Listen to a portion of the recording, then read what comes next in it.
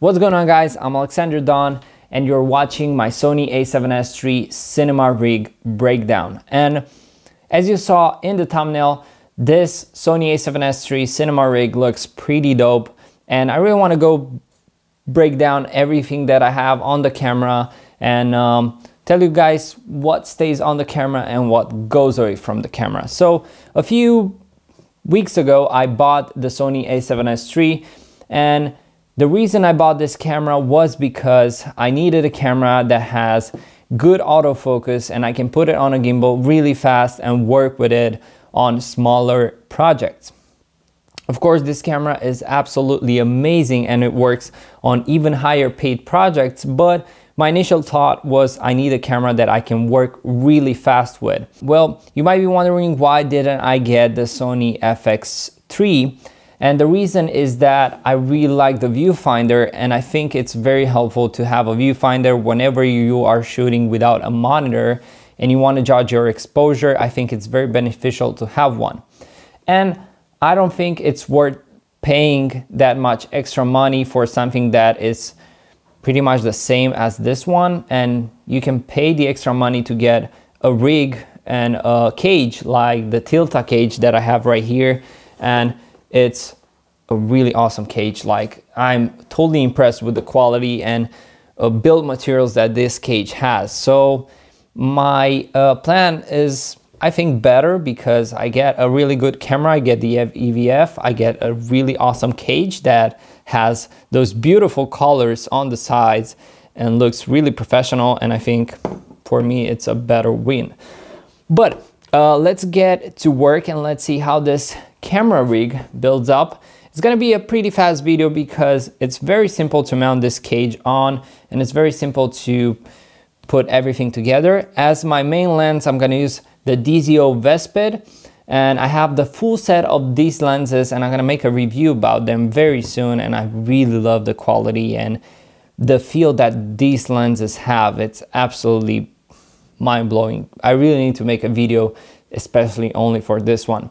And before mounting this camera, I just want to let you guys know that I just launched my Sony A7S III LUTs and ZCam LUTs, which so far I'm getting ton of feedback that people love them, and they send me before and after shots, and I am completely amazed on how good these LUTs work with everyone's footage. So if you're interested, the link is in the description. You can buy them. If you use the DON40 code, you can get a 40% discount on these LUTs, which is something new. I haven't done such a big discount, but it's gonna be on a limited time. So if you're watching this video later on in time, if it's not still available, I'm sorry, but for now it's gonna be available only for 1 or 2 weeks. So hurry up.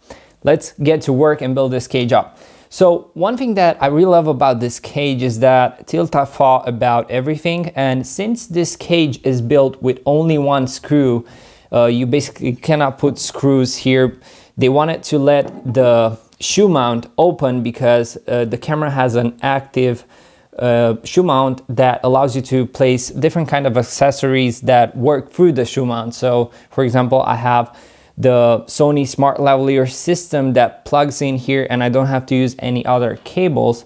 And yeah, they didn't want to ruin the whole thing, so they inserted only one pin. And I had this kind of a bad experience with cages that only had one screw going on, because they always like getting loose up, and it wasn't like perfect to hold in your hand because the cage was moving. But with this one, there's something special about this cage because it's not moving at all. They inserted some rubber here and here to protect your camera against any damage or anything like that, but so far this cage is solid. So let's mount it on. It's gonna be very simple. The cool part is that they offer you here on the bottom, there's like a pen, and you take it out and it works as a screwdriver for the cage itself. We're gonna take the small little thing and we're gonna screw it on nice and tight. Okay, so now it is strong, nice and tight. It's not moving anywhere. It's so solid. I really love the design. And also this cage is very, very light. So Tilta made an awesome job with this cage. Next up, we're gonna put the base plate that has the rods, and it's very simple to attach. You just slide it in and then you lock it right here. And in like just a couple of seconds, we already have a pretty kick-ass looking rig that looks pretty dope, I think. And now we're gonna put the lens on, and I have a Canon adapter here. It's a Sigma MC11 adapter, and the reason I have this is because all my lenses are Canon mount, and yeah, kind of have to adapt. I didn't want to sell all my lenses to get Sony E-mount because I think the E-mount is very versatile, and I think it's better to have a lens mount that is more spreaded than a lens mount that it's only made for Sony. So by having a Canon by having Canon lenses, I can use these lenses on so many different cameras, but if I have Sony lenses, I can use them only on Sony cameras. So for me, it's better to be more practical when it comes to lenses and have more options. So next, what we're gonna do is we're gonna mount this accessory, which is the cable accessory. I don't know, I'm gonna try to show you guys. It's the cable accessory that comes with the cage, and it's very helpful because usually in the past people had a lot of issues with Sony cameras having their motherboard being torn apart because of the cable. So I'm just screwing this in just to be safe and not break my HDMI connection, because it's a very hard fix. Bam, nice and tight. And next step is to add the follow focus, which is still from Tilta. It's the small follow focus they have, and it's a very nice one. Unfortunately, one thing that I hate about this focus is that if you work with cinema lenses, they have a longer focus rotation. So this one has, I think, 270 or 250 degrees, and you kind of have to rotate a lot to get from one point to another. So this means you need a bigger wheel here, but you cannot find the wheel as a spare part yet. And I think if you're thinking about getting cinema lenses, just take a note and look at follow focuses that have bigger wheels, because therefore you're gonna have to rotate less to get the whole rotation. And yeah, this is just an advice. Next up, we're gonna put the top handle, and this one is pretty easy to go without any tools. And one thing that I love about made boxes is, for example, this Tilta made box, which is one of my favorite made boxes, is very lightweight, and this one is made for not really cinema lenses, but my cinema lenses have a very small circle here, and they don't fit the diameter of this. But fortunately, Tilta has this accessory that allows you to slide this made box onto rails too. So just like that, the Cinema Rig already looks really professional, and I think it looks pretty cool already.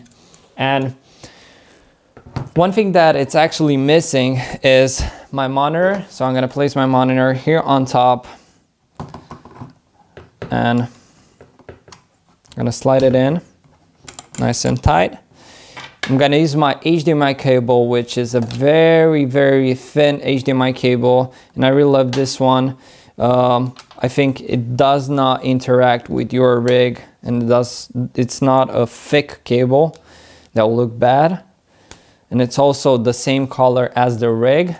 And right now, this is how I would usually use this rig, because I'm right-handed and I don't need the grip that comes with the cage, because this grip for me is not useful.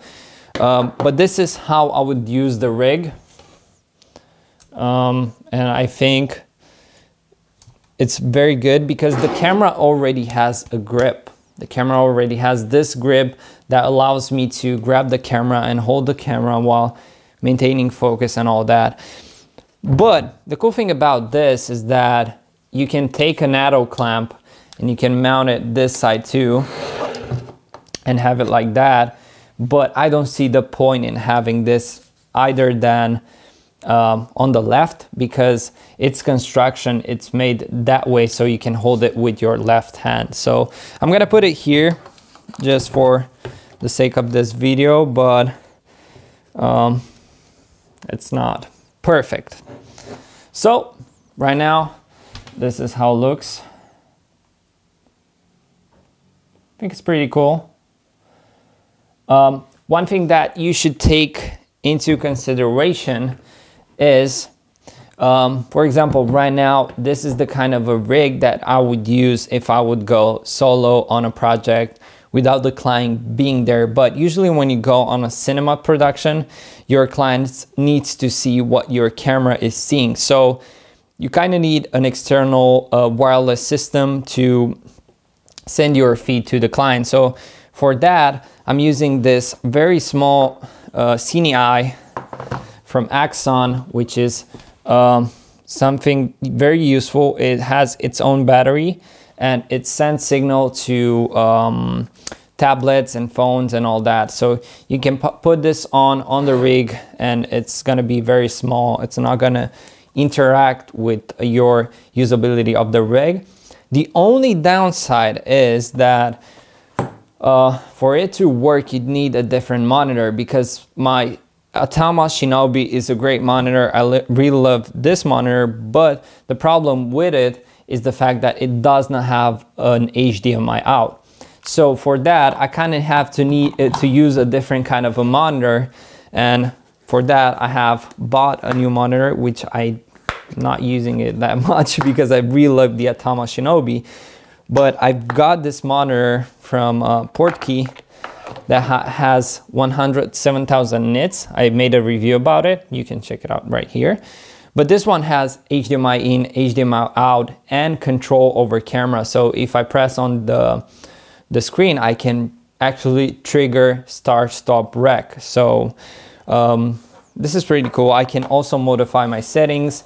No need to go into the menu and all that. So I'm gonna start using this more, but so far I'm really loving my Atama Shinobi because of its color and how long the battery life holds on this thing. I'm actually really loving this rig. And why I'm using a matte box is because I usually like to put filters in front, and I used the Jacob Owens Prismaless Effect filters. I have the bloom filter, I have the anamorphic filter and all that, and I can give my footage a lot of creative just from putting some filters in front of the lens. So yeah, guys, this was it. It wasn't like the most special video you saw on my channel, but if you want to see more videos that really teaches you something, you can check my other videos where I talk about lighting setups and I talk about how to do a lot of stuff.